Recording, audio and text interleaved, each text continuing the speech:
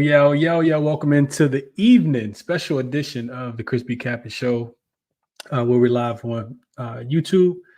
We have a couple games that I want to get into for tonight on tonight's show. And then tomorrow morning, I'll be back to get into the regularly scheduled programming tomorrow morning. But before these lines start to move too much, I figure we might as well jump ahead a little bit. Lines are just sitting there. They're moving. Sharp money's coming in, or public money's coming in. I always like to think it's sharp money coming in immediately. I feel like public bettors wait, but whatever the case is, let's jump into it for today. Quick recap, go through a couple of the comments and jump into the games. I won't break down the whole slate. I'll break down about half of the games, and then we'll do the other half in the morning. Do a recap of tonight and be back in the morning. So what was it, Monday? Monday was a great day for me. Monday was awesome. Jordan Poole under his 30.5 assists against the Warriors was easy. Clint Capella under his 8.5 rebounds was easy. Derek White over 3.5 threes. He had 4. Golden State won pretty easily. I didn't give out Golden State first half, but I talked about liking that one too. I played it, forgot to send it to the members, so I didn't add it here. But that was a winner. OKC minus 11.5 was a winner. They won by 16 against Orlando. Portland plus 1.5. They won the game by double digits as well. And then Milwaukee and Cleveland was the only thing that I lost on a buzzer beater by some kid. I forgot his name, but he had a 3 with no time left, meaningless 3 in that game. That was a loser. So very, very solid day on Monday. Needing to replicate this, man. Needing to replicate it a couple times this week for sure. Just keep it going moving forward. What up, S-Dot? He says he's first. What's up, Jeff? Can't Stop says, let's go. Ready for the nightcap of these games. J Chip says, let's get it. OKC looking like a money train this year. We'll talk about that game in a second. What's up, Chai? Chris be late. Chris be up late. I'm always up late, not all the times, but most of the time. What up to my guy Malik in the chat? Brian says, what's up? Chris, fantastic day yesterday. Thunder came through. Warriors came through. First grade night. Let's keep it going. Appreciate this comment as well. What up, Marquise? Mel in here. Tative narrative versus card game says. Hadn't even thought about that, but we're going to talk about the game for sure. We will be talking about the game. Let's jump into it. What's up, Kristen? Appreciate you for tapping in. Big Marvin here as well. Let's jump into a couple of the early games. So first one I want to talk about, let me get to my notes real quick. I forgot. Before I talk about anything, talk about jaXon. So jaXon, for people who don't know, I am doing the show at a different time tonight. But jaXon is the newest sponsor of the ChrisBeCappinn Show. It's the first of its kind, large language modeled, optimized for sports betting and fantasy. You can go to jaXon and just type in whatever it is that you want to look up, and jaXon will spit out instant analysis of the games for tomorrow, player props, honestly anything, injury report. Like jaXon knows. It's like ChatGPT for sports betting. It's in a lot of different languages. They're also running a free trial right now. So even if you sign up using the promo code and get 50% off using the link in the description of the video, you get a free trial before you even have to start paying for anything anyway. So it's a super cool tool that I really recommend everybody kind of try out. And like I said, the link is in the description of the video, but there's injury updates, in-depth player prop analysis, game predictions, whether you're looking at side, you're looking at total. It's real-time access to some of the betting lines, the players and teams, and it can analyze historical data, performances, just give you some valuable insights. So check out jaXon if you guys have not. I used jaXon a couple times after I've done my due diligence to see if the models kind of match up with what I'm thinking about the game. So yeah, here's some of the things that you can query. What are the 5 MLB props for today? What are the top 5? Some basketball stuff on here as well, but it's a lot of different things. How many 3-pointers will Steph Curry hit tonight? All of those different things are things that you can type in on jaXon. So check it out. Like I said, link for it is in the video description of the video. Let's jump into the game. First one we got on the board for tomorrow is 501-502. That'll be the Orlando Magic and the Indiana Pacers. This line opened, I think, at 5.5 or 6.5, something like that. And the total, hold on, let's see. I did write it in my notes. Hold on. All right, so 6.5, total open 224.5, and the total is moving in this one. This one is actually up 225.5. So money is coming in on the over. Injury report, I think the only person for Orlando that's going to be out outside of Paolo Banchero, who of course will miss the next few weeks, is Wendell Carter Jr. He's already been ruled out by the Magic. And on the opposite side for Indiana, it's just Aaron Nesmith. He's without a timetable to return as well. I think Nembhard played in that game against Dallas the other day. I think he's going to play tomorrow. And then Miles Turner played in that game. I think he'll play for tomorrow as well. So looking at the Orlando side, this is a third game in 4 nights. They had the game in Dallas. They got smoked. Then the next night they had to go to OKC on Monday. They got smoked in that game. So it is a 3rd and 4th spot and a 4th and 6th spot. It's the last of a 5-game road trip. These are typically the dead spots for teams. This team is really, really struggling right now. 6 straight non-covers for the Orlando Magic. Last 3 losses have all come by double digits. There is hope for the Orlando Magic, though. They get to play against the Pelicans in the next game, so there is some hope for the Magic here. You look at the Indiana side. This first game home after a 2-game road trip, they did beat Dallas by 7 as a 4.5-point road dog. Just on Monday night, 5 straight overs for the Pacers as well. They really been pushing the pace and playing with a lot of tempo, scoring a lot of points and giving up a ton of points as well. So it makes sense that this game has ticked up a little bit to the over. That could potentially be the best look here. They play in Charlotte on Friday, so not too much of a look ahead spot for them. This is a rematch. These two teams, of course, just played on my birthday last Monday. Orlando beat the Pacers 119-115. That was the game that Paolo Banchero had 50. And Pacers still end up getting a cover in that spot. They end up losing the game by 5. They were getting 5.5 points in that game. I was on Orlando in that one. I remember being on the wrong. I think I was on the wrong side of that one. I think I played that one. So I look at the Pacers last year, because Pacers are a team, in my opinion, where you kind of want to catch them getting a few points rather than laying points. This is not a great defensive team. Going back to last season, they finished 12-18 to the over as home favorites last season, and they typically gave up a bunch of points. Pacers have put together 2 back-to-back, like I said, really good offensive games against the Pelicans, even though they lost that game, and then of course against the Dallas Mavericks, and they won that game. But their defense is really kind of falling off a cliff. When I think about the Magic, though, like, it's really hard for me to want to take points with them just because they struggle so much without Paolo. With Paolo on the floor, a 7.7 plus 7.7 and plus in point differential. But without him, they're minus 17.7. And now you add Wendell Carter Jr. to that as well. And they really struggled offensively. They're 0 percentile, but defensively, they're only giving up about 110.9 points scored per 100 possessions. One of the things, because I do feel like Orlando is going to be feisty. One of the things, just because they're in a really rough spot. So kind of looking back at last season, the Pacers, they were only 8-14 against the number last year when they were a home favorite. The Pacers were 8-14 coming off a win as a dog. So you could see a little bit of a letdown spot for them here. I could kind of see this being like people thinking that the Pacers are going to be easy in this spot. I don't necessarily think so. I looked at road dogs on a 5-game losing streak facing an opponent that's coming off a win as a dog. And you typically want to take the dog in the next spot. 57-45. That's about a 56% says that Orlando can cover in this game. Another trend I looked at was teams on a 6-game losing streak or more that are playing at least their 5th straight road game. And they typically want to finish it out strong. 25-16 against the number if they're road dogs. 9-2 against the spread. 7-3-1 to the over in this spot as well. So, yeah, I don't know. I can't lay points with the Pacers. I think that's what it really comes down to. It's Orlando plus the points in this spot. I was hoping that the line kept moving. I thought that it would move to maybe 7, 7.5, 8. I think it did, and now the money's coming back down on Orlando to be able to kind of keep this game close. And I agree with that.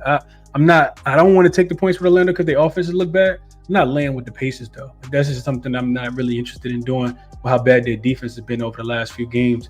I think from a player prop perspective, looking at Franz Wagner makes a lot of sense. He has a 29% usage rate in the game against OKC. He finished with 22 points. His points prop, he shot the ball 8 for 17. He's probably going to shoot the ball a little bit better against the Pacers. If he shoots 17 shots again, I think he'll do well. Last 3-4 games, I think, since Paolo Banchero's been out, his usage rate has actually been higher than 29. So I think Franz Wagner has a big game in this one. I could see him really kind of facilitating a lot of the offense. His assist numbers have been up. If I'm playing anything from a player prop perspective, I'm probably looking at Franz Wagner as well. That's what I'm thinking about this one.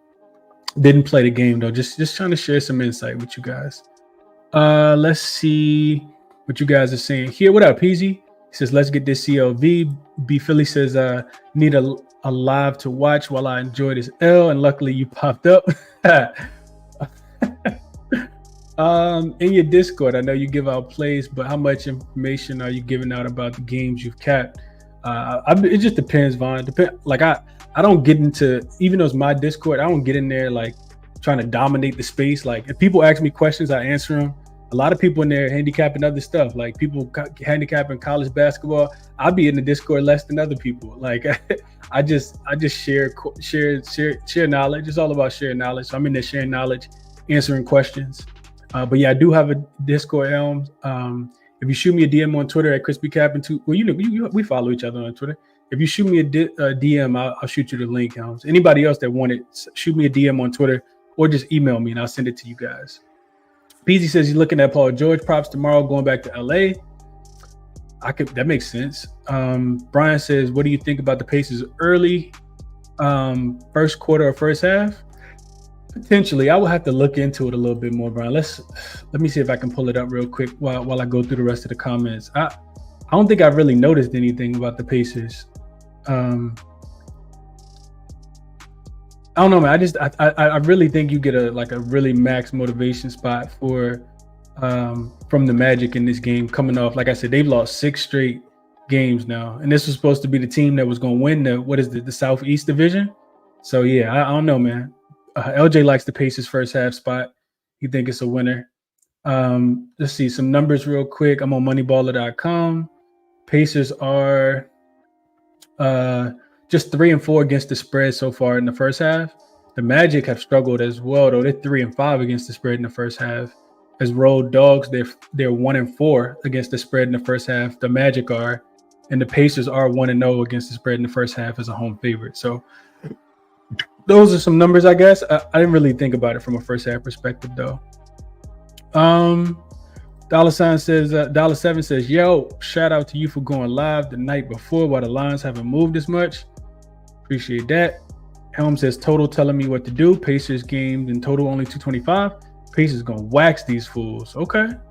Pacers plus 11. Fade the Magic, Markel says. So people thinking that the Magic are gonna just get smoked again. I look at the Magic games, right? And I faded the Magic. I faded the Magic in the last game, and I thought it was a profitable angle for sure. But I'll say this about the Magic games: they've played 3 of the better defensive teams in the NBA so far. Like Paolo got hurt that game against Chicago, and they lost that game. Since then, they lost to Cleveland by 11. Cleveland is top 5 defensive rated, even though they gave up a ton of points to the Bucks the other day. They played the Dallas Mavericks, championship defense from last year, only getting better. They were without Lively the other day and got smoked by the Pacers, but that's a top 5 defense. And then OKC, the best defensive team in the league. This Pacers team is not the best defense in the league. And as much as the Magic offense has been struggling, it would not surprise me to see them bounce back in this spot. This is not the one where I want to lay the points with. Vaughn says Pacers have hit their stride last 5 games. Tempo is up, and they seem to be playing a bit looser earlier than in the season. I agree with that. I do agree with that. Pacers just cashed as 190 dogs. Why they're not on your do not touch list, Frank? What else y'all saying? Too inconsistent and don't see any motivation, Frank says. Well, it is a revenge spot for him. I will say that. Felly says Miles Turner under 7.5 boards is enticing. Can't Stop says only looking towards player props, if anything, in this game, but most likely a pass. S. is not in the Discord, not yet, at least. YouTube official clip says Orlando or Pacers to win. I think the Pacers win, but I'm not sure if it's going to be by margin. Like when I was the one thing that really kept me off of it, I'm just giving you guys how I handicap these games. The one thing that really kept me off of it, I'm looking at the Pacers' last 2 games because their pace has gotten so much faster. And they're not caring about defense. They just want to outscore you. The Pelicans were without, when they played the Pelicans a couple days ago, the Pelicans were without CJ McCollum, Trey Murphy. They had Zion, Brandon Ingram, and Jordan Hawkins. And they were laying points in this spot. This was just 2 games ago. The Pelicans' offensive rating was a 126.5. That is terrible, dog. Like, I know this Orlando Magic offense isn't great, but I'm not laying 6 points. Against Dallas, 122.1. Like, they're not caring about defense. Their offenses looked a lot better. The defense does not look better. So maybe it's just Orlando team total over, or just take the over. The total already moving up. What up, prestigious prodigy? Nico says what I said. Franz Wagner over his points. The number was 23.5. I wrote it down on my short list. I did not play his points though. Let's see. This might be something you want to get ahead of. If you like Franz Wagner, you might want to get ahead on his points prop because it's probably gonna start moving in that direction. He's listed at 23.5 right now. Minus 109 on Caesars is the best number, but it's 15 cent of juice everywhere else already. Except BetMGM got minus 110, but I like that look a lot. He says high usage. That's what I said. Pacers play no defense at the rim. I agree with that. He should be able to get downhill. I'm definitely agreeing with that. LF3 says Jalen Suggs been putting the team behind his team on his back lately. Magic can't score. Pacers going to cover. Mark says, okay, we'll see how it goes. I'm not laying with the Pacers. Next game up, let's go to Charlotte. We got the Pistons getting 2 points on the road as a dog. Total in this one open 221.5 when I was looking at it earlier, and I think it's come down to 221. It looks like it's the consensus right now. Injury report for this one, don't hold me to this, but I didn't see anything for anybody. I could be wrong, but I didn't see anything for Detroit, I'll say. I did see the news that Nick Richards is going to be out for a little while. He suffered something. I can't remember exactly what it was, but I know he will not be playing looks like for the foreseeable future. Whatever it was like a fracture or something. I want to try to figure it out real quick. I didn't even write it down because when I saw it, I already knew it was. Hold on, let's just double check it real quick.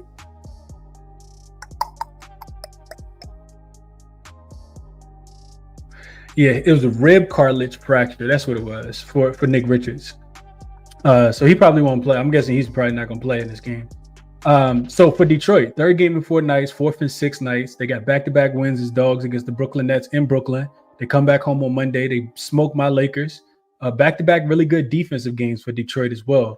Now, when you look at Charlotte, this is the 4th game in 6 nights. 3 straight losses for them. They got smoked by Boston twice. They did cover one of those games, but lost both of them by double digits, and they went on the road to Minnesota.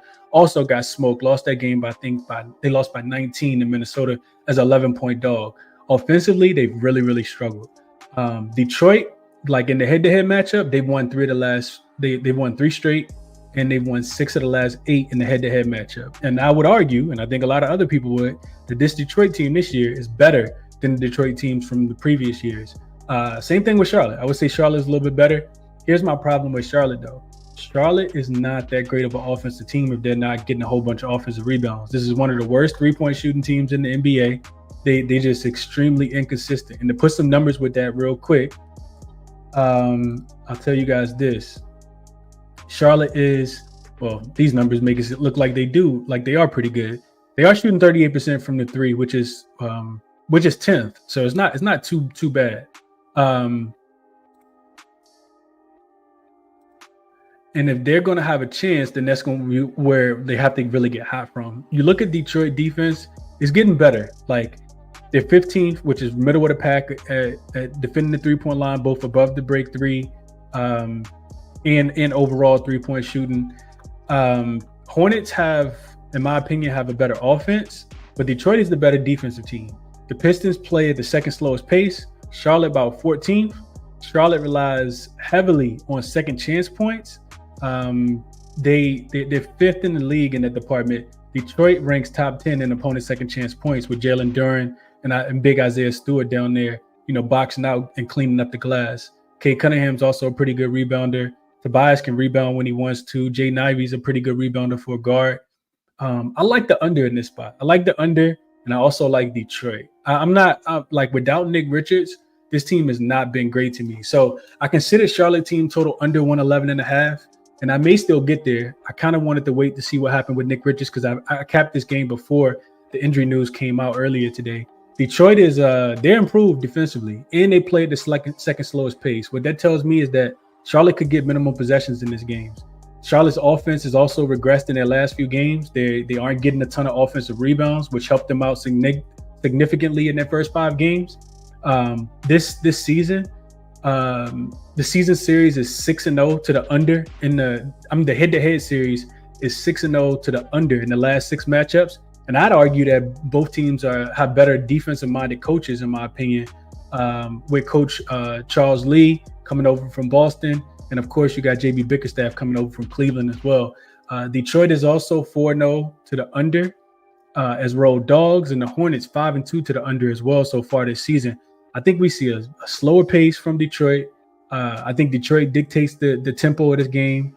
And like I said, I think this opened at 1 in favor of Charlotte, and the money's come in on Charlotte. So clearly somebody likes Charlotte, but if I'm playing, I'm only taking the points with Detroit. I think that they can win 3 games in a row. The Charlotte team does not scare me right now, and I trust Detroit to get the rebounds and to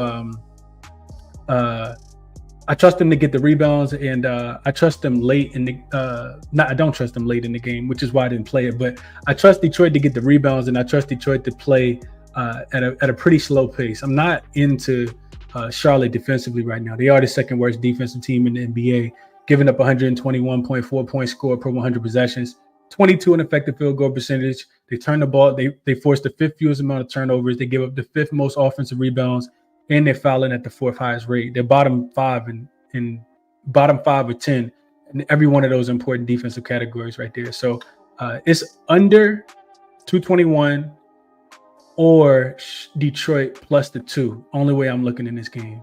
And I love during rebounds as well. Not sure if and I didn't even play during rebounds, but they make a ton of sense in my opinion. Let's see what you guys are saying about this one. What up, young man? Travis says late night ChrisBeCappinn. I'm here for it. Appreciate you, man. No, I appreciate you. Brian says Pistons off a win. I like Charlotte here. I like how they playing. Slight disagreement here with me, Brian. 250 points might be scored in this game. LF3 says I could not disagree more. Helm says Melo props are passed. Maybe some Ivy props. Hornets are due. LF3 says due for what? Like they've been terrible. And I'll tell you why. I wasn't gonna get into all this on the show, but I should probably share my screen so you guys can see this. It'll make it a little bit easier to digest. But when I was going through this game and I was looking at Charlotte and I was looking at their game logs, so the first 5 games this season, they played Houston, Atlanta, Miami, Toronto, and Boston. Those are the first 5 games that they played. They had an offensive rebounding rate of 38.8, 43.3, 39.6, 37.0, and 32.7. All of those rank in the top 88% in the per clearing the glass projectile. So this was a really great offensive rebounding team the first 5 games. Those games had Nick Richards in it. You take Nick Richards out, against Boston, the second game, they had a 37%. They were 37 percentile. They pulled down 25% of their offensive rebounds. These are shots that they missed, and they were getting their own rebounds on. Against Minnesota, 16.3.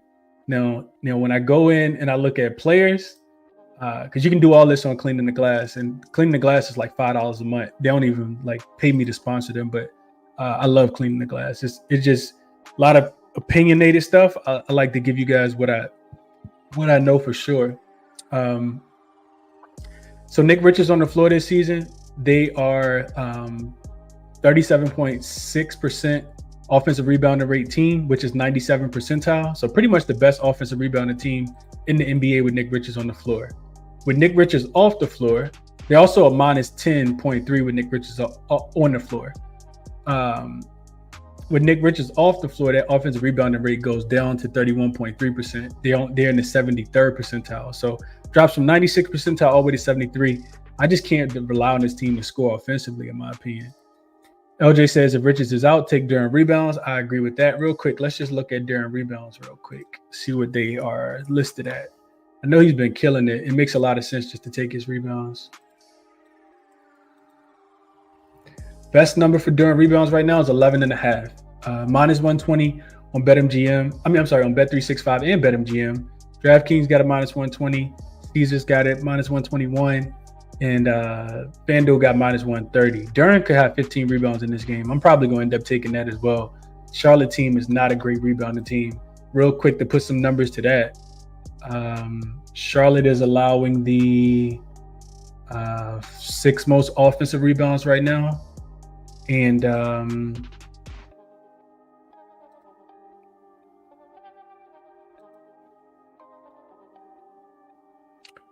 not as bad as you would think they are, though. Charlotte's they actually get allowed the 7th fewest rebounds overall, but opponent offensive rebounds, they are about middle of the pack as well. So it's not too bad of an offensive rebounding team, but we know what Durant can do.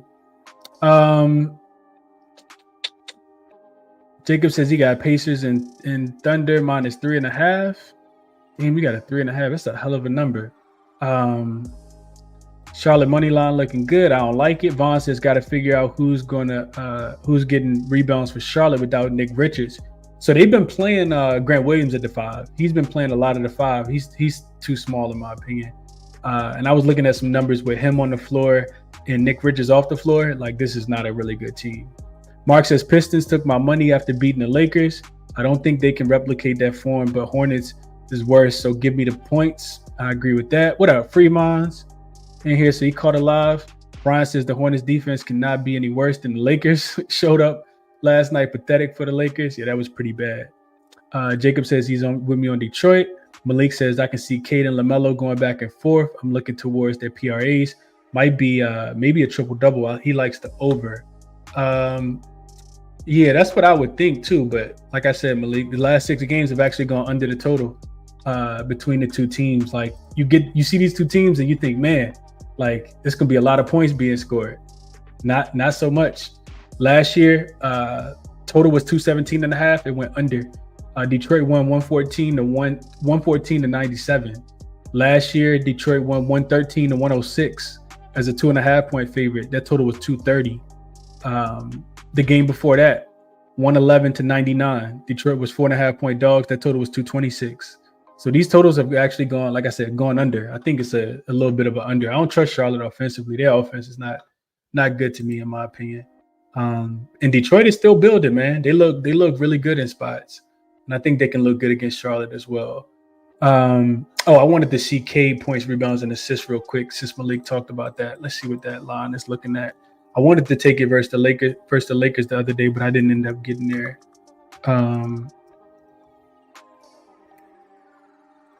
Cade points, rebounds, and assists is 37.5. Jesus, that's high. What about his just points plus assists? 31.5 for Cade. I think this was the number against the Lakers the other day as well. That I think that makes some sense. Like Cade, Ivy, they could have big games for sure. Jacob says during double incoming. This double is probably not even plus money anymore. Let's see. Oh, it actually minus 115 on Bet365. I like that. During double.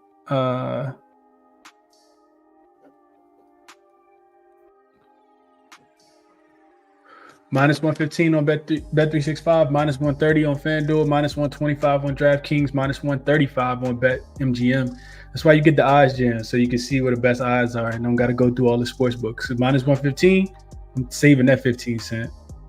Bevelli says during double as well.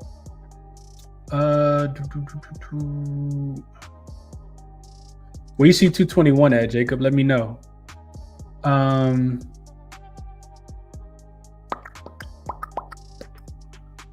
Josh says tomorrow, Erica says. I can see that. Mark says, please tell me when the last time the Pistons won 3 consecutive games.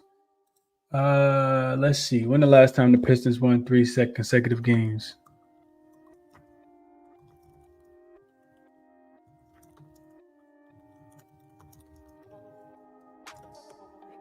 Last time the Pistons won 3 consecutive games was April 6th, 2022, and they lost the next one against the Dallas Mavericks.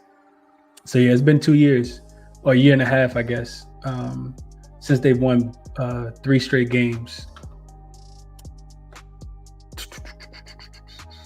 What else y'all saying in the chat? Jacob says Hornets have a tough schedule. During 16 rebounds is plus 340. I couldn't talk you off of that. What up, Will?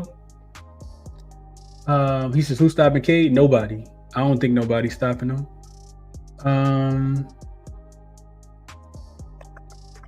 Young man Travel says, with Detroit being top 10 in points allowed, got to take Detroit with Charlotte 6 for 9 against the spread against top 10 scoring defenses. Okay.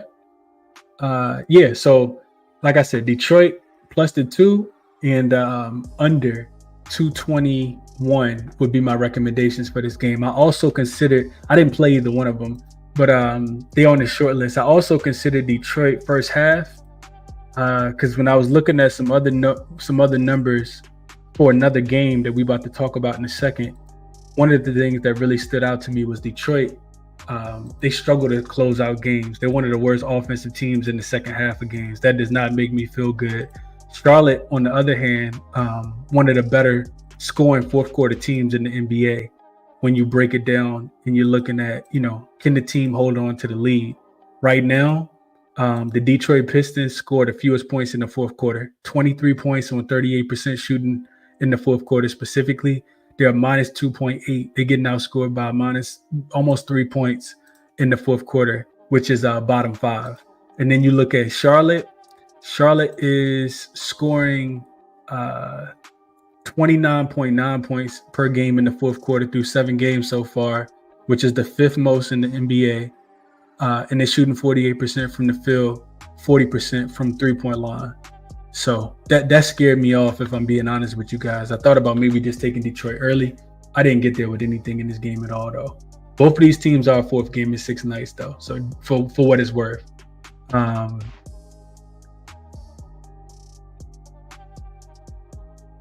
Yeah. All right. That's what I'll say there. All right. Let's move on to the next one. One that everybody probably want to talk about, the Warriors and the Celtics. I did bet this one. I didn't think that I was going to initially, but I ended up finding something that I really, really liked, and I did bet it. So for Golden State, injury report, I think Podziemski, he did well. I know he left Monday's game with an illness. I didn't see anything about him on the injury report, so I think he left at halftime. He never came back, so we'll see if he ends up playing or not. Who knows, honestly. Searched the beat reporter list. I couldn't find anything. Mitchell says the total is 300. That's my fault. This total should be what is it? I think it's 229. I need to update that for people think this is a high total for real. Total is not that high. 299 and a half. That is a super high total. I put everything I got on the under. And somehow to still find a way to go over. The total is 229. I just got my 9s and my 2s mixed up. So 229 and a half.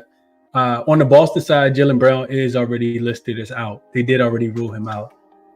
So I'm thinking about this game last night. I'm thinking about this game earlier today.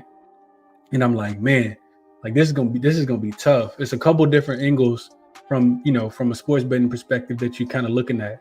So situationally, for Golden State, they're in the middle of a road trip. This will be the 3rd game of a pretty long road trip. I think it's 6-7 games for them.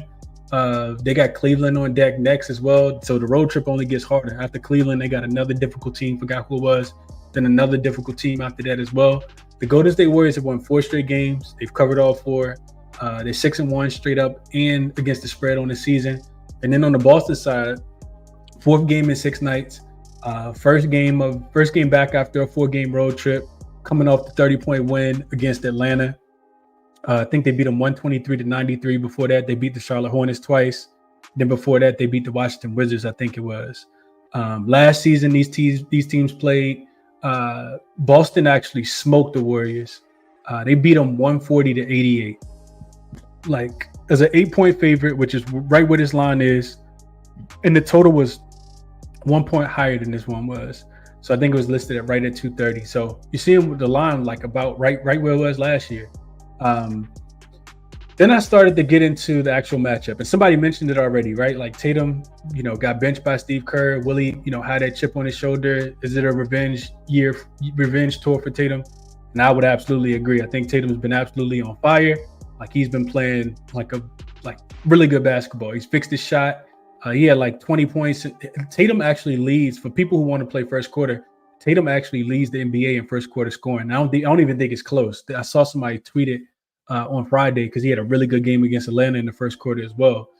When I go through the matchup though, and I'm just breaking it down. All right, so first I start with Boston shooting. They shoot the most threes in the NBA.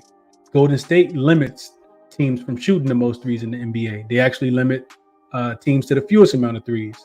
Boston is number one in half court offense. So even if they're, not, getting out and running, which they don't do much, they still got the best offense in the half court. Golden State, number two in half court defense, behind only the Oklahoma City Thunder. Boston pushes the tempo. They're fourth in transition frequency. Golden State, number one in opponent transition points scored per 100 possessions. I'm looking at the Celtics schedule so far, right? And in my opinion, it's been a tad bit too many cupcakes in that Celtics schedule so far, in my opinion, to lay this many points against a really good Golden State Warriors team. So if you break it down, they just beat Atlanta, who was on the second leg of a back-to-back after they had just beat the New Orleans Pelicans. This is one of the worst defensive teams in the NBA, the Atlanta Hawks are. And then I look at, before they played them, they played the Charlotte Hornets without Nick Richards. They played the Pacers, who actually beat them. But the Pacers weren't even playing defense at that point. They played the Bucks, who absolutely looked terrible. They didn't cover against the Pistons. They beat up on the Wizards, and they did smoke the Knicks on opening night, to give them credit, on a very emotional championship banner type night. I just can't get there with the Celtics, man. I think Golden State can keep this game close. When I looked at a couple different trends, first thing I wanted to see was how do teams on a 4-game winning streak and ATS winning streak do when they're suddenly 7-point dogs or more, and it's not profitable. They're 65, 96, and 3. So that says the fade to Golden State Warriors, but you can find so many different things on both sides. Then I looked at road dogs that have won 75% of their games facing an opponent that's also won 75% of their games if it's within the first 10 games of the season, and they're getting 7 points or more. And that's been profitable. 34-26 against the spread. That's about 57%. So yeah, I just think Golden State matches up really, really well. They have strength by numbers. And I thought that the number was a tad bit too high, especially with Jaylen Brown not being there. Like, this feels to me more like 5.5. I know Golden State's absolutely been smoking everybody. Nobody gonna want to bet against them. Like, I get it, but they are 5-3 against the number so far, and Golden State's 6-1 against the number so far. I think Golden State matches up with them. Like, I think Golden State has the depth. I think they have the scoring. Both of these teams shooting the 3-point ball really well. I think Golden State runs Boston off the line. Boston can play defense, but I think Golden State keeps it within the number. I did take the Golden State Warriors plus the 7.5. The line is actually moved in my favor. We'll see what that means tomorrow after the game, but it is coming down. I see 6.5. There is still some 7.5s out there on DraftKings and FanDuel, but looks like it's come down to about 7 on most books. Some 6.5s out there as well. Total is interesting, man. I couldn't quite get there with the over or the under. Found some conflicting things on both sides. I think both of these teams play with pace. It's going to be interesting to see if this is the type of game where I've always wanted to take an under between two really good defensive teams, but they play so fast. Considered Boston team total under 118.5. I thought that number was a tad bit too high, even though I think they averaged like 128 points per 100 possessions. Didn't get to that number. I just took the points. I think 7.5 is a tad bit too many. So I took Golden State here. Didn't play any player props, just Golden State. Let's see what you guys think about this one.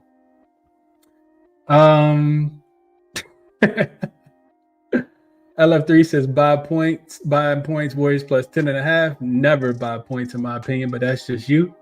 That's just me. Young man Charlie, everybody geeking out about the totals. I've never seen the total that high. OJ said, damn, now I told him. GLB says, what's up, Chris? System play for me on the under in the Celtics game. Let me know what the system play is, GLB. I kind of wanted to get there with an under 2. I don't think I'm going to play it because I got a couple systems on the under. I ran a couple systems on the over as well. So I kind of stayed off the total, but let me know what you got. Frank says Tatum goes over 7.5 rebounds. Will says, I appreciate that team total under in that Magic and Thunder game. By far, for me, hammer play of the season so far. I'm so frustrated. Well, I didn't want to double dip, man, but their team total was 101.5 when I looked at it the night before. You talking about when they played the Thunder the other night. And for some reason, FanDuel, when I woke up the next morning, I thought it was going to be down to 99.5 to 100 or something like that. And it actually went up to 102.5. I didn't put $1 on it. And I had a great night, and I was just still frustrated I didn't play that. But it is what it is, bro. I'm glad you cashed. Mitchell says, I'm showing his props at is 9.5 first quarter for Jason Tatum. He's went over that last 3 games could help with Brown being out as well. I can see that. Malik says, I wish I could take coaching props in this game. I see the matchup more about Curve versus Missoula than anything else. Okay.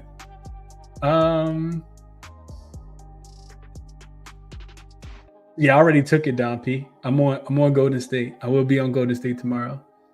Vaughn says, I kind of like some props in this game. Won't play aside. Leaning Golden State and the 7, but I probably won't play it. Can't Stop says, I actually like the Warriors here in the game, especially since the Celtics don't have Brown. It just feels like, bro. So all right. So for people who like Boston, I don't care what side you like. Like, just think about this with a neutral mindset. Boston has been great, right? But if you see the numbers and you see how Golden State's been limiting teams from shooting threes, it makes sense that they run them off the 3-point line. Boston doesn't want to shoot a lot of shots at the rim. They just want to jack threes. That's what Missoula wants to do. And I think Boston, I think Golden State they got strength by numbers. I think they got enough to keep the game close. If Boston wins, I think it's because they shut down Golden State's offense. I think they just shut down Golden State's offense. But I just feel like, so if Jaylen Brown, how much does Jaylen Brown mean to the point spread? In my opinion, he means at least a point and a half. So you're telling me that with Jaylen Brown in, they're minus what, 9? Like I don't think so, man. I just kind of feel like they're supposed to be like 5.5. So I did take, like I said, I took the plus 7.5. Brian's going right back to the well with Derek White threes. I'm definitely not taking that this game, but let me talk you off. Vaughn says, I think the Celtics score about 110 to 114. I like that team total under for Boston, which sounds like a crime for saying. And I agree, Vaughn. I definitely agree, man. This Boston team they're elite. You don't want to really fade them.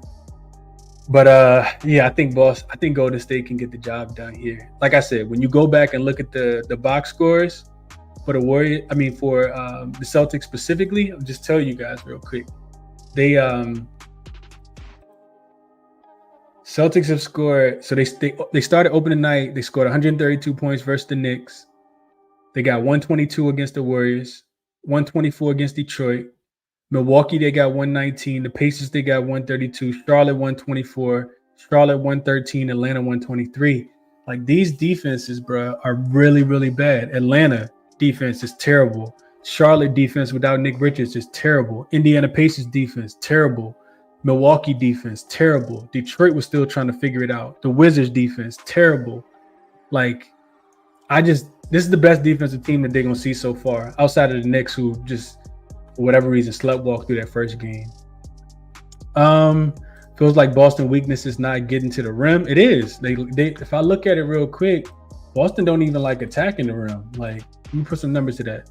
Boston is 24th in rim frequency. That means they shoot the 6 fewer shots at the rim. 28.5% of their shots come at the rim. That's the 6th fewest. As far as the paint, right, like not at the rim like a dunk or a layup, but just like in the paint. 29th in paint frequency, 15.2% of their shots come in the painted area. That's the 2nd fewest in the NBA. They just want to shoot threes. Like I said, 43% of their shots come from the corner 3. 40.5% of their shots come from above the break 3. They're first in that category.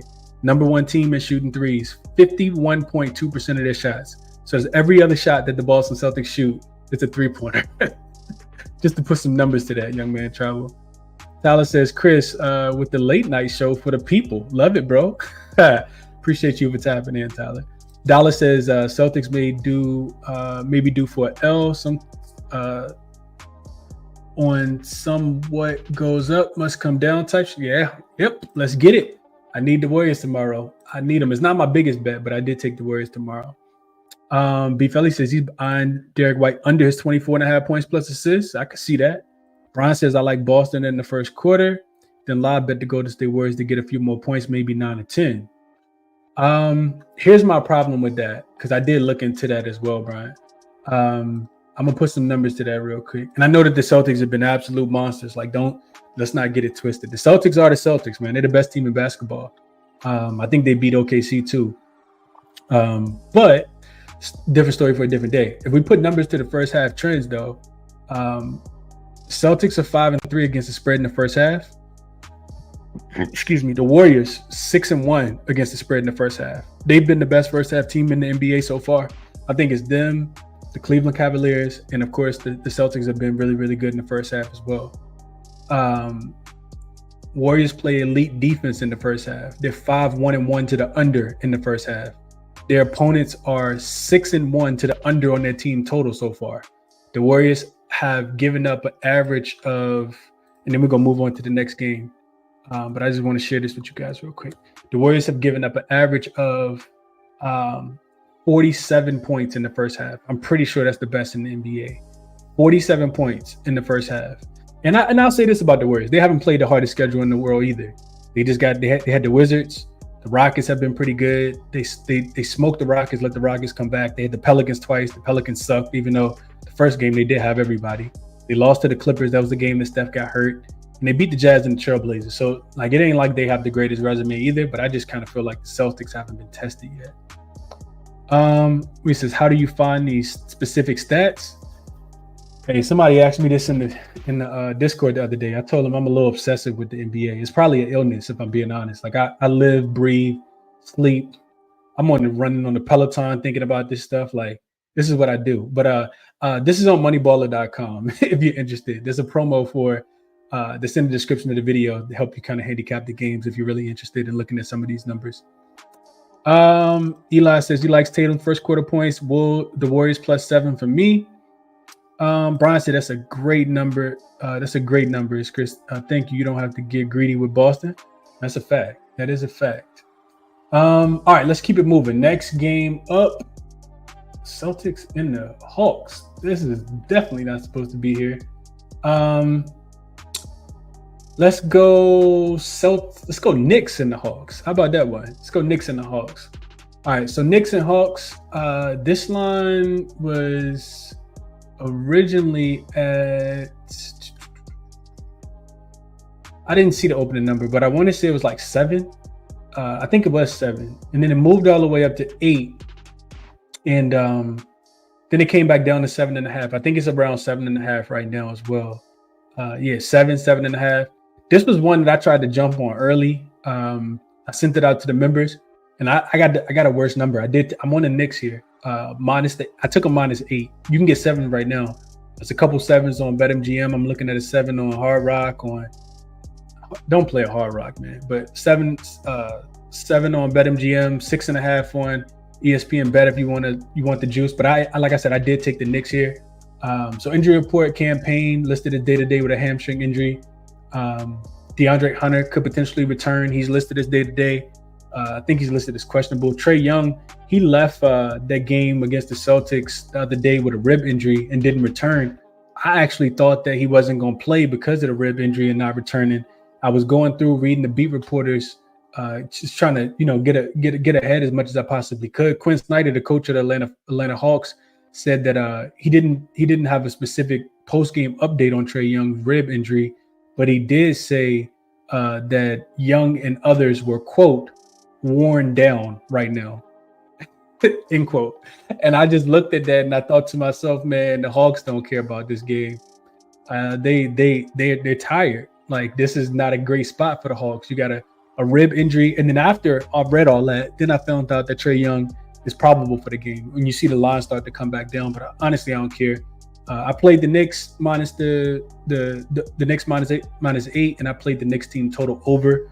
If I had to give out one right now, it would be Knicks team total over. So let's jump into it. So Knicks coming off a loss against the Houston Rockets the other day where they were favorites. It's typically a nice bounce back spot for the Knicks. For Atlanta, not the greatest spot. So you got third game in 4 nights, fourth game in 6 nights for the Atlanta Hawks. Remember, they were in New Orleans against the Pelicans. They had to come home and play against the Celtics on the second leg of a back-to-back. And then a super fatigue spot here. So simply put, you look at this Atlanta team right now, they're not playing any defense. They are playing fast, though. 5th in pace, 27th in defensive rating. It can't get much better for a team total over if you like the Knicks in this spot or Knicks team total over. I know Atlanta's coming off a 30-point loss. That's typically a spot that I don't like to bet against teams that got blown out at home and then the next game is at home. But Atlanta's not playing any defense. I look at this Knicks team, they're 3rd in offensive rating. They're 10th in effective field goal percentage. They're averaging 121 points scored per 100 possessions. Like I said, 4th game in 6 nights for the Atlanta Hawks. You also got a team that's given up pretty much 120 points scored per 100 possessions. They've given up 120 points in general to every team that wasn't the hurt Pelicans that they just played and the Nets on opening night. So every other team is going up and over this total if you're playing the team total. But just like the Celtics that they just played against, the Knicks also shoot the 3-point ball really well. They're shooting 41.7% on the season. The best in the NBA are the Knicks from the 3-point line. And then you got the Atlanta Hawks defense against the above the break 3, worst in the NBA right now.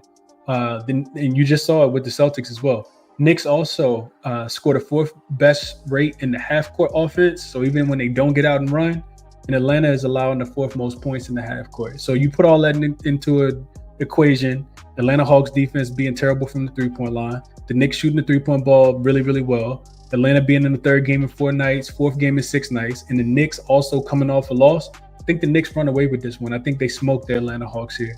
The Hawks opponents are 7-1 to their team total over. The Knicks team total is 116.5 when I bet it and sent it out to the members.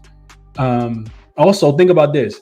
So for people who follow the beat writers or just follow the beat writers in general, whether you look at the beat writer list that I have on Twitter or not, Tommy Beer is a guy who covers the Knicks. He's one of the Knicks beat writers, and he has some interesting trends. Not even trends, interesting stats about the Knicks. So in their 3 wins so far, they are scoring 122 points per game while shooting above 50%. They're already projected to win the game by 7. So I'm pretty sure they're gonna win. If they win, they're scoring 122 points per game.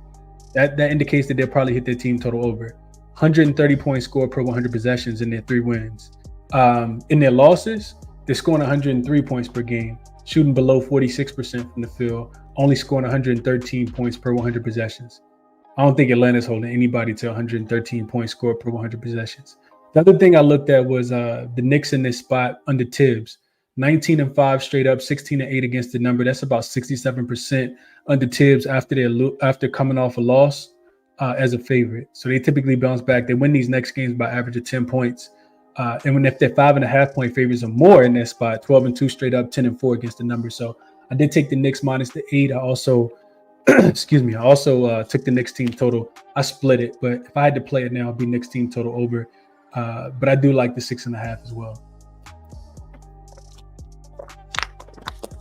Man. All right.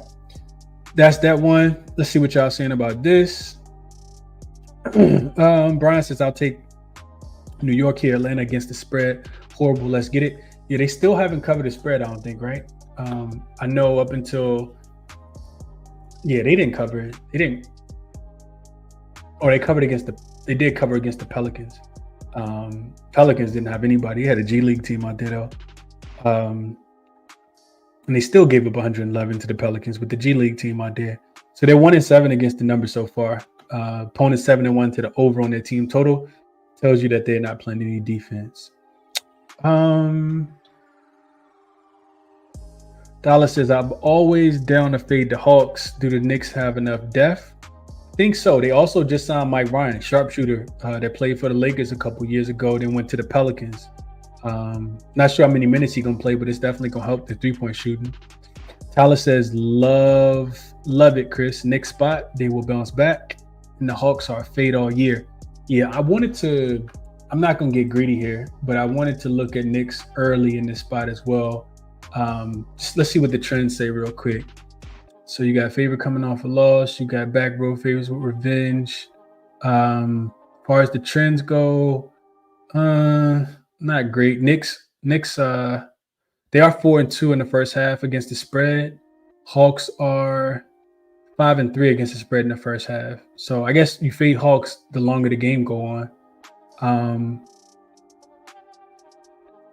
I'm sorry. Hold on. That's over under. Never mind. Hawks are 4-4 in the first half. 0-2 though against the spread as a home dog. The Knicks are 3-3 in the first half. 3-3. I'm sorry. Yeah, in the first half against the spread. 1-2 against the spread in the first half as a favorite though. So not good trend so far for the Knicks. I think they can get the job done here though. I do like the Knicks. LJ says Knicks road favorites versus the East is good money. Let's see what that is. LJ.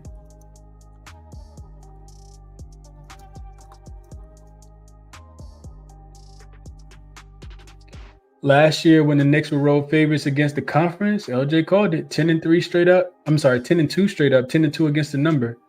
Winning by average of 13.2 points. They beat the Hawks 126-120 on October 23rd.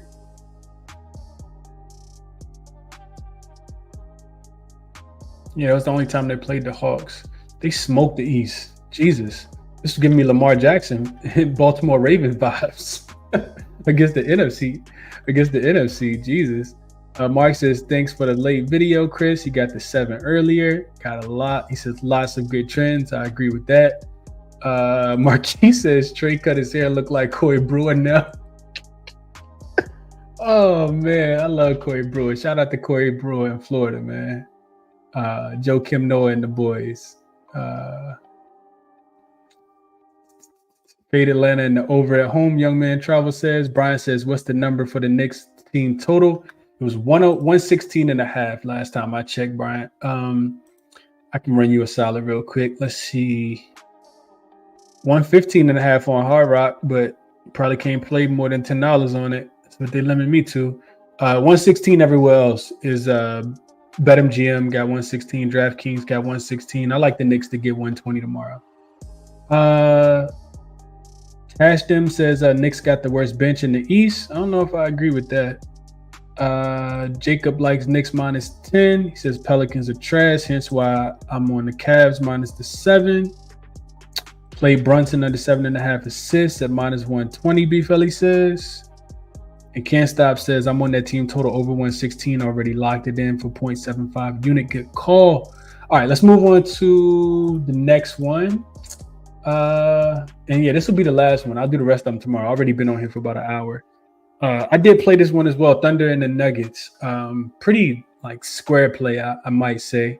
But I wanted to get there before the number move. I kind of looked into it, then I was like, I don't know if I'm gonna play it. And then I saw the number started to move, and the news came out, and I decided I was gonna go ahead and jump in and get some action here. So I'm on the Thunder. Like I said, super square play here. Thunder have been great. I don't know why you would want to stop tailing them now. We always talk about consistency in the NBA, and the Thunder have been a token of consistency. I'm not sure where this number is going to move to, but I don't think that it closes where it is right now. It's still at 6.5. This number opened at 4.5. The total was at 223. Total hasn't really moved a lot at all. I'm expecting it to come down. I see some 222.5s to be available. So Jamal Murray's already been ruled out for the Nuggets. Aaron Gordon, he left Monday's game with a calf injury, didn't return. He will be out for the foreseeable future for this team. And on the Oklahoma City Thunder side, I think they have everybody that has, been playing. I don't think anybody got hurt in that last game against the Orlando Magic. So real quick, as far as spots, this is a 4th game in 6 nights for the Thunder. They're a super young team. They use, a lot of depth, so I'm not really too worried about that. For the Denver Nuggets, this is third straight home game for them.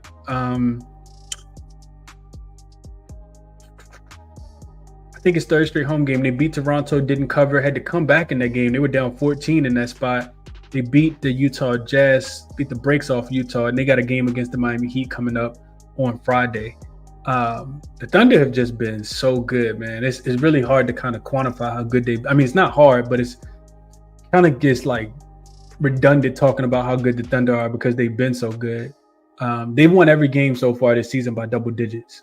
The line moving from +2 because these two teams just played on opening night, and the line was +2. They were 2-point dogs. That game was in Denver.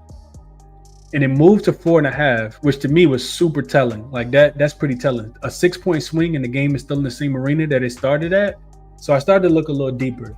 So in the regular season, road favorites who are facing the team that they previously beat as a road dog are 80-63-3 against the spread. So they're covering about 57%. Then when you take into account that Denver is without Aaron Gordon on the floor, which when Aaron Gordon is played, they're plus 13.2 in point score per 100 possessions. Like he's been a saving grace for Jokic, especially defensively, kind of helps them get the ball, push it out in transition. He's a great rebounder, great defender. When Aaron Gordon has been off the floor, they're minus 13.2 in point score per 100 possessions. Their offense only scores 100.7 points per 100 possessions without Aaron Gordon on the floor. With him on the floor, a 127.6. So this, like I said, this one's pretty simple. If I had to play it right now, it'd be Denver team total under 108.5, just because I sent this out at 5. And I think the Nuggets still lose the game by 6. But I think the safer play right now, because the team totals haven't dropped, you see a slow-paced game from the Denver Nuggets. They won't want to run fast. They do not want to get out and run with OKC. We're going to try to muck the game up as much as possible. You got a significant downgrade, in my opinion, with Peyton Watson coming in. His basketball IQ, his strength. He's a pretty good defender, but basketball IQ and strength are not nearly, what Aaron Gordon is. So last 4 matchups between these two teams have actually stayed under the total as well by an average of 12 points per contest.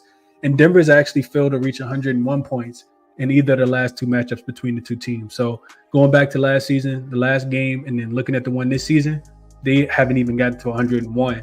So Denver's offense has really, really struggled. Westbrook, in the starting lineup, like I said, no Jamal Murray and no Aaron Gordon.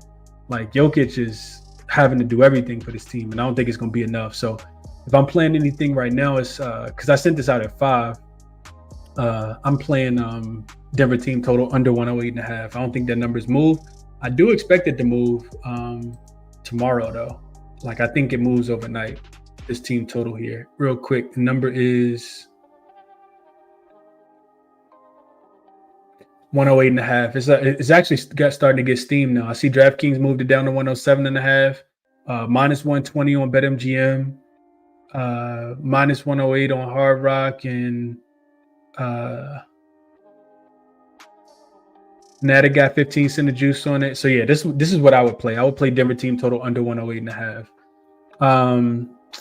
Let's see what you guys are thinking about this one. Shout out to Jacob for getting a really great number. Thunder minus 3.5. I didn't even see that. It's a hell of a number there. Young Man Travel says he thinks the OKC wins by double digits. Wouldn't surprise me at all. Brian says Nuggets team total under again. That Thunder defense, and I like the Thunder minus 6 here all day. So just putting some numbers real quick to this Thunder team defensively. So far this season, they're 5-2 to the under. The games are staying under by an average of 15 points. Their offense hasn't even been great. That's the craziest part. They scored 102 points against the Magic and still won by 16. They scored 105 points against the Clippers, still won by 13. They scored 105 points against the Spurs, still won by 12. They scored 102 points against the Nuggets and still won by 15. And that was a game with Jamal Murray and with Aaron Gordon. Like, it's crazy. Every team has been held under their team total outside of the Trailblazers, who got to 114. But yeah, and it's not even like they're holding teams under their team total by, half a point, 2 points, 3 points. They held the Thunder They held the They held the Nuggets under their team total by 28.5 in the first game. They held the Bulls under their team total by 16. The Hawks under their team total by 6, and that was on the second leg of a back-to-back after beating the Bulls. The Spurs under their team total by 11. The Clippers under their team total by 15.5. The Magic under their team total by 16.5. This defense is crazy. I don't think I've ever seen anything like it so far. Vaughn says can't spell thunder without the under. Leaning thunder and the under. I like it. I like it a lot.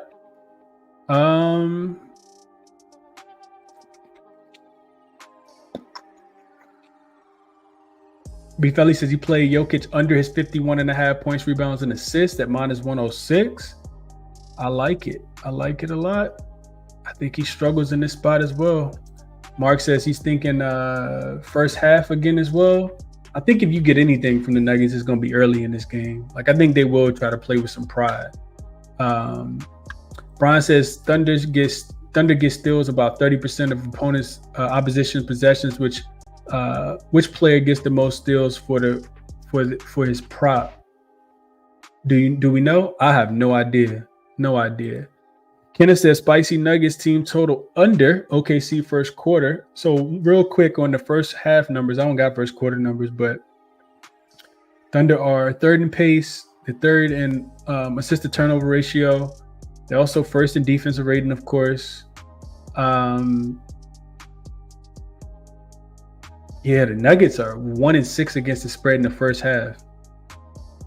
The Thunder are 4-3 in the first half.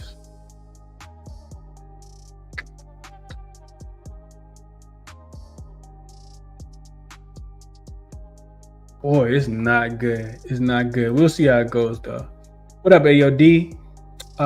Mark says, I'm trying to find that team total under 108. Texas betting stinks. It should be available somewhere. Gene says, I'm gonna take the 6. I should have took the 4.5. Yeah, I think it's gonna move to 6.5, but we'll see. Nuggets just not the same team right now, man. They got down by 14 points against the Toronto Raptors in the last game. And it's not to say that they won't be motivated in this spot, but I mean, I just like offensively, they really, really struggled to score the basketball. And I can put some numbers to that real quick as well. And I'll give you guys a recap and get up off here. Oh, I forgot to mention my favorite player prop. But I did send it out to the members as well. So looking at Denver's offense. So last game against Toronto, 119.8. That's 71 percentile. That's not bad. Against Utah, 124.3. That doesn't count because it's Utah. Against Minnesota, offense started to look a little better, 117.2. Against Brooklyn, that game went to overtime, 138.5. Against Toronto, 114.4. Against the Clippers, 109.5. And against OKC in the first game, 92.6 points scored per 100 possessions. 4 percentile. That is terrible. So I like team total under as well. All right. That's all we'll get into for today. Real quick recap. Make sure I'm not forgetting anything. Yeah, I'm not forgetting anything. Real quick recap.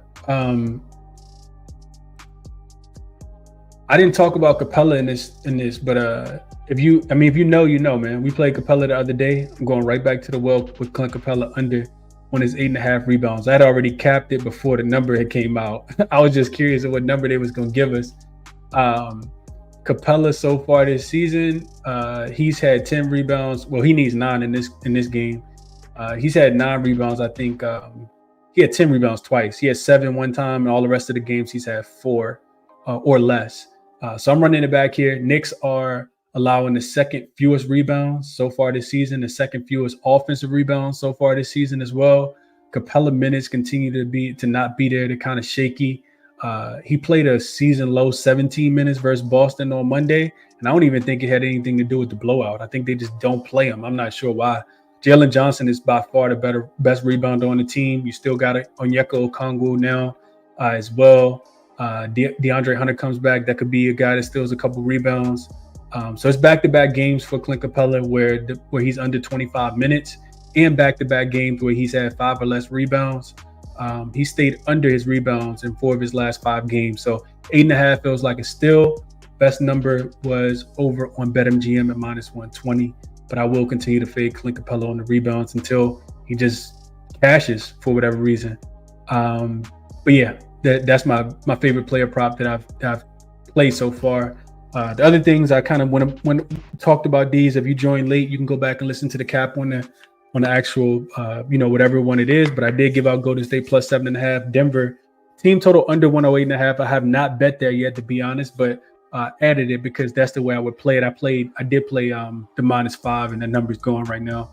New York team total over 116.5. Only reason I'm giving that out versus the Knicks is because you can get a better number. The team total has stayed the same. The Knicks number has moved, so I got a -8. We'll see what happens there. So I'll leave you guys with these 4 plays. Appreciate everybody for tapping in. Tomorrow morning we'll be back live, same time as we always are, 7:45. I might have to do the show a little bit early. I got an early morning appointment tomorrow, so I may have to do this show a little bit earlier tomorrow. But we'll go over the other games that I didn't cover in tonight's video. Yeah, we'll do that. Resources. I'm trying to tell you guys, if you have not, check these out, man. Check out jaXon. Referral code listed right there. Moneyballer, same thing. If you want to not automate, but if you want to speed up the process of handicapping the games, finding the best numbers from player props, from size, total, however you handicap sports, whatever sport too, these are good for all sports. Check out these links, man. Check out the promos. Hit me up on Twitter if you got questions about any of them. I'll walk you through, whatever it is. But this is what I'm using to handicap this stuff, to bring the information to you guys that I bring in the show. Cleaning the glass, I just talked about them, bottom right corner. Killer Sports, Give Me the Dog is where I run all the SDQLs with the parameters. And that'll be the show. All of this, if you are new to the ChrisBeCappinn community, in the description of the video, you can find the link for each one of these. Just make sure you use those promo codes when you sign up, and it'll save you some money, help you handicap the game and make some profit in the NBA. And that'll be it for this show, man. Do me a favor, hit that thumbs up button for me on the way out. Subscribe to the channel if you guys are new. Like the video, share the video, all that good stuff. And I'll see you guys in the morning, man. Remember to always bet responsibly. Best of luck on all your action. Most of y'all I catch in the morning, man. I'm out.